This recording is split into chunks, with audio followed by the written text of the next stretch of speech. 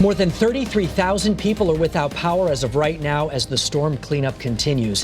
Hi, everybody. Thanks for joining us on this Friday at 5:30. I'm Mark Zinni. And I'm Denise DeCenzo. We are learning it could take several days for the power to be restored. Channel 3's Roger Susannon is joining us now live just a few steps away from one of the biggest problem areas on Beacon Street in Hartford.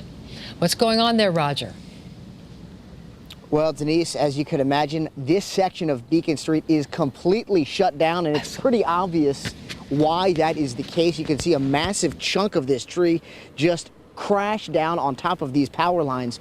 We're at the intersection, or right near the intersection of West Boulevard, which is in Hartford's West End. And perhaps the most concerning thing for neighbors who live in this section of Hartford is just how precariously this tree is leaning on these downed wires.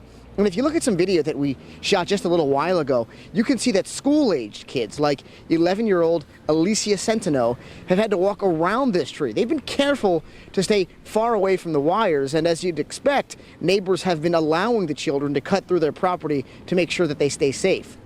This storm really kicked off as kids were trick-or-treating last night. Families tell me initially they dealt with just light rain and high winds as they collected candy. But after they went to sleep around 2 or 3 in the morning, the wind really seemed to ratchet up. And again, this large tree limb came crashing down. Homeowners were dealing with a very similar situation in West Hartford after a massive tree toppled over power lines on Asylum Avenue. Luckily, despite the damage, police have not reported any injuries. Alicia says when she woke up this morning, she couldn't believe how the storm temporarily transformed her neighborhood. I couldn't stop looking at it. It was so funny.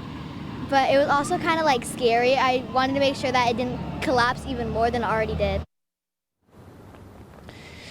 And Eversource is reminding everyone tonight to stay away from downed power lines, even if it seems that they are no longer energized. More than 33,000 people in our state, more than 33,000 homes, I should say, are without power right now, including more than 1,500 in Hartford and West Hartford. Reporting live tonight in Hartford's West End, I'm Roger Susannon, Channel 3 Eyewitness News.